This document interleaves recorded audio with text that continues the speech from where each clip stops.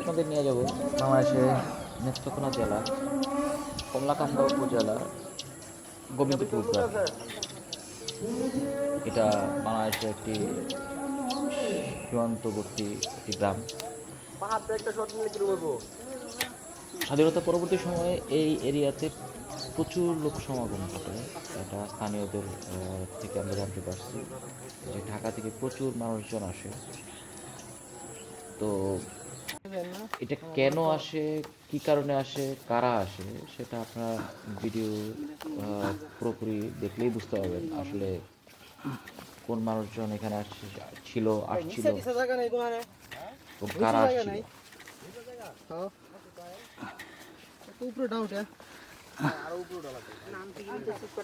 তো ভিডিও মাঝে একটা টুইস্ট রয়েছে, যেটা আপনারা পুরোপুরি ভিডিওটা দেখতে পাবেন এবং শেষের দিকে খুবই সুন্দর একটা চমৎকার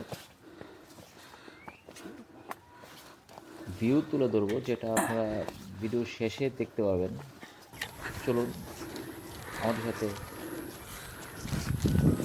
ইন্ডিয়ার বর্ডার দিক থেকে ঘুরে আসি এবং আমরা কিছু সময় ইন্ডিয়ার ভিতর দিয়ে চলাচল করবো। এটা আসলে নোম্যান্স ল্যান্ডের হিসাব বলা যায়। সেখানে যাতায়াত নিষিদ্ধ, কিন্তু আমরা কয়েকজন মিলে সেই এরিয়াটা এক্সপ্লোর করে এসেছিলাম।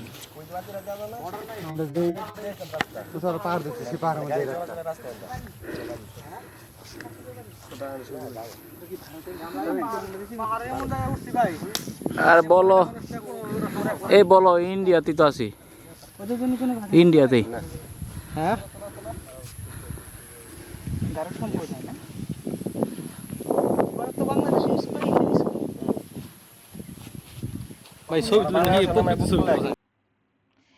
এই দেখতে পাচ্ছেন কাঁটাতারের বেড়া, এটা আসলে ইন্ডিয়ার এরিয়া। ওরা বেড়া দিয়ে রেখেছে এবং পাশেই কিন্তু ইন্ডিয়াদের গারোদের বাড়ি দেখা যাচ্ছে।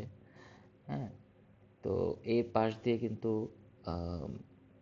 বিএসএফ গাড়ি নিয়ে যাতায়াত করে। ওই পাশে একটা রাস্তা আছে, সীমান্তবর্তী রাস্তা, এই রাস্তা দিয়ে বিএসএফরা যাতায়াত করে। তো এটা একটা, আমরা যেখানে আছি এখন, এটা পুরোপুরি নিষিদ্ধ এরিয়া, নিষিদ্ধ জায়গা এক কথায় বলতে গেলে। এখানে যদি বিএসএফরা দেখে দূর থেকে যে কোনো সময় গুলি করে দিতে পারে। আরেকটা জিনিস হচ্ছে যে স্বাধীনতা পরবর্তী সময়টার জন্য এই পরিস্থিতিটা, মানে সীমান্তবর্তী এরিয়াটা খুবই ভয়ঙ্কর, ডেঞ্জারাস। কারণ হচ্ছে তাদের বাংলাদেশ এবং ইন্ডিয়ার মধ্যে সম্পর্কটা সেরকম স্বাভাবিক না আগের মতন, যার কারণে যে কোনো মুহূর্তে অনাকাঙ্ক্ষিত ঘটনা ঘটতে পারে। তারপর আমরা সেই ভয় নিয়ে কাঁটাতারের পাশ দিয়ে সেই অনুভূতি, পাহাড়ের অনুভূতি। এবং এখানে লোক সমাগম কেন ঘটেছিল সেটা একটু পরে আপনাদের কি আমার কাটাতার এই সাইডে তো, আর তারপরে একটা লিমিট আছে।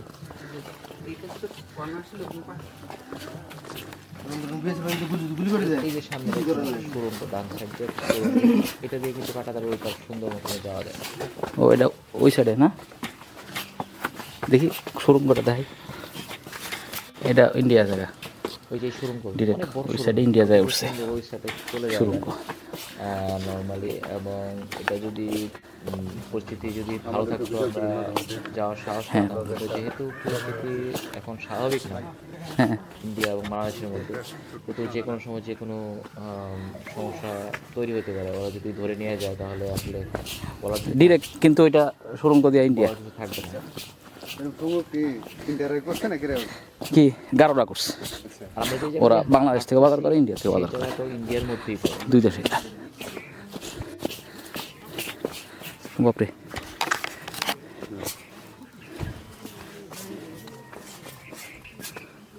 সাবধানে যান, ধীরে ধীরে যান।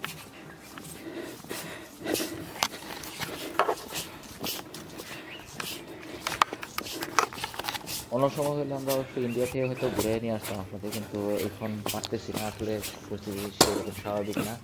তবু আমরা এদিক দিয়ে হাঁটতেছি, এটা অনেক ভয়াবহ। যে কোনো সময় যদি গাড়ি আসা যাওয়া করে, এদিকটা কিন্তু আমাদের চলাচল নিষিদ্ধ, যে কোনো সাধারণ মানুষের চলাচল নিষিদ্ধ। তবুও আমরা এদিক দিয়ে হাঁটতেছি একটা ভালো সুন্দর একটা জায়গায় যাওয়ার জন্য। আমাদের প্ল্যান ছিল আসলে ইন্ডিয়ার বাজারটা এক্সপ্লোর করা, কিন্তু আসলে সেটা সম্ভব হয় নাই, কারণ পরিস্থিতি এখন ভালো না সেই কারণে।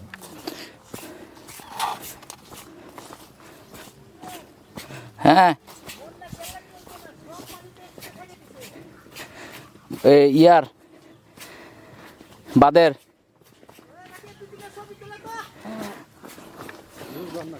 আপনি তো দেখি না। বাপরে ভিডিও করতেছি, ভিডিওতে থাকেন।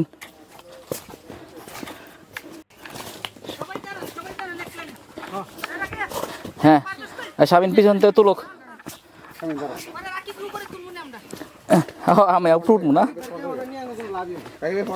আমি ভিডিওতে আছি, আমি ভিডিও চলতেছে।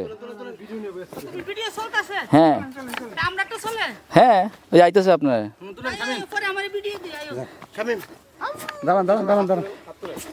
সবাই অনেক মজা করছে,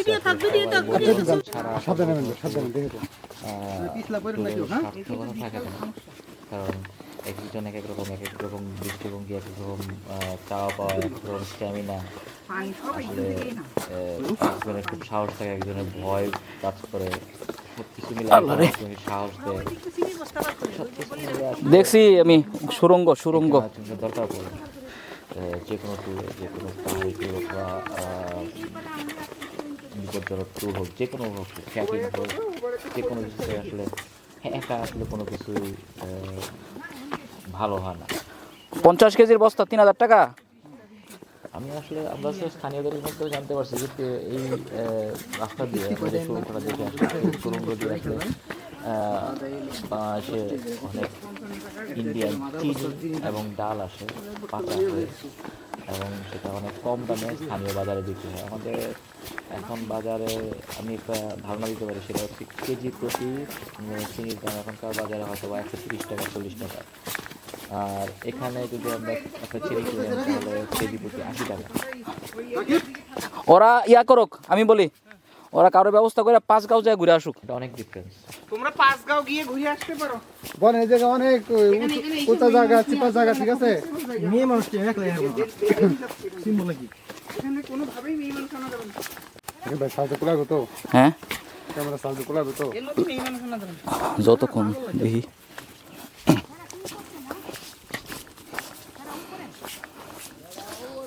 এই একটু তাহলে এখন ইয়ে হয়েছে নাকি, কাটাতার বেড়া থেকে সরে আসছি। সমতল ভূমিতে আসছে, আসলে পাশে পাহাড়, কিছু বৃষ্টির কারণে কিছু এই ভিডিওটা শুনুন তো আমি ল্যান্ডস্লাইড হচ্ছে, তো কিন্তু আমরা যে দিক দিয়ে হাঁটতেছি এটাও কিন্তু এরিয়াটা ইন্ডিয়ার ভিতরেই পড়ছে। ইন্ডিয়ার ভিতর দিয়ে হাঁটতেছি, এটা আসলে বাংলাদেশি কোনো এরিয়া না, একটা নোম্যান্স ল্যান্ড এক হিসাবে বলতে গেলে বলা চলে। তবে এখানে যদি বিএসএফ বা যে কোনো জবরদস্তি সেগুলো করতেও পারে, হ্যাঁ বিজিবির আসলে বলার কিছুই থাকবে না। এদিকে কি মাছ টাছ আসে না গো পাহাড় থেকে? এই তো জন মাছ আসার কথা তো। ইন্ডিয়ার এই ব্যবস্থা 2 বছর আগে অফ করে কি মাছ আছে। আচ্ছা কোন জায়গায় মাছ আছে মারা যায় না বলে? মাছ মারা যায় না, পানি যে সাফ করে বেশি ভিডিও করো পরে ভিডিও দিও।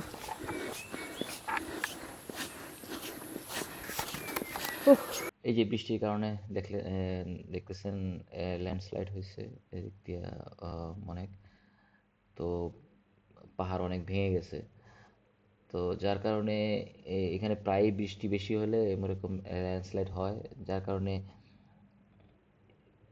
রাস্তাটা ওদের পাহাড়ের উপর অনেকটুকু জায়গা ছেড়ে দিয়ে রাস্তাটা করতে হয়েছে, কিন্তু এরিয়াটা ইন্ডিয়ার ভিতরেই। এই যে একটা পিলার দেখতে পাচ্ছেন, এই যে পিলারের ডান সাইডটা হচ্ছে ইন্ডিয়াতে, বাম সাইডটা হচ্ছে বাংলাদেশ। এটার মধ্যে স্তম্ভ বলা হয়। ইন্ডিয়া তো সব পাহাড় দখল করে নিছে রে। এই যে আমরা একটা ইয়া দেখতে পাবো, কি করবে, ব্রিটিশ করে দিয়ে গেছে এই কাজ। তারপরে আমাদের নোমান্স ল্যান্ডের ভিতর থেকে 380 মাইল পর্যন্ত আমাদের, কিন্তু ভারত দেয় না। এই যে পিলিয়ার ভারত দেবে কি করে, বাংলাদেশ তো পারে না ওদের সাথে। এই পুরো এরিয়াটা ইন্ডিয়া। আমরা যেন ভাবতেছি সেই জায়গাটাও ইন্ডিয়ার, কিন্তু ওরা এই সাইড দিয়ে আর ইয়া দিতে পারে নাই, কারণ এটা কিসের এটা কি কাঁটাতারের বেড়ার মতন, এই যে বাঁশের বেড়াটা এখানে ল্যান্ডস্লাইড হয়। বাজারে? না না, বাজারে যাচ্ছি, বাজারে।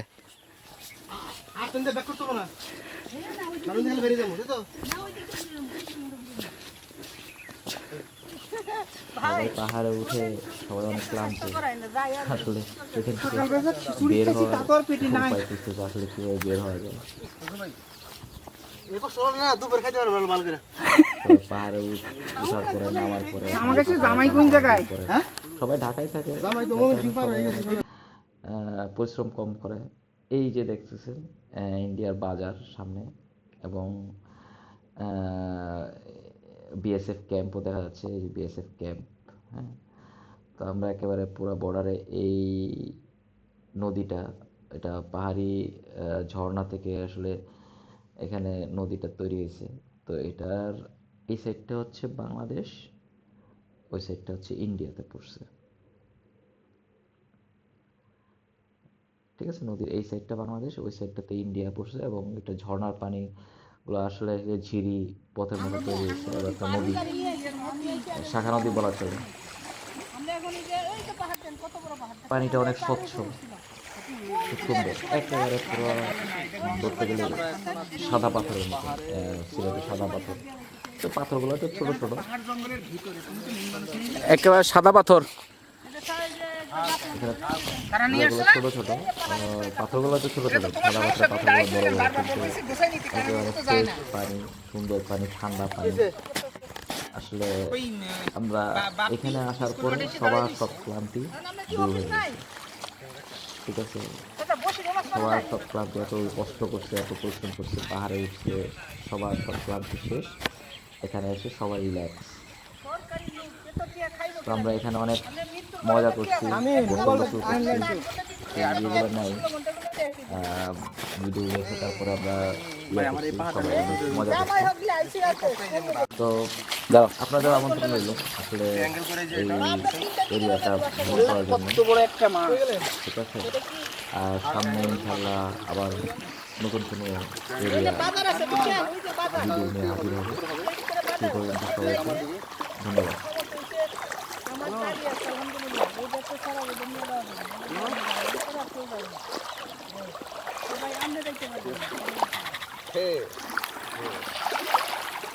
আমাদের নবী ছিল কাছে।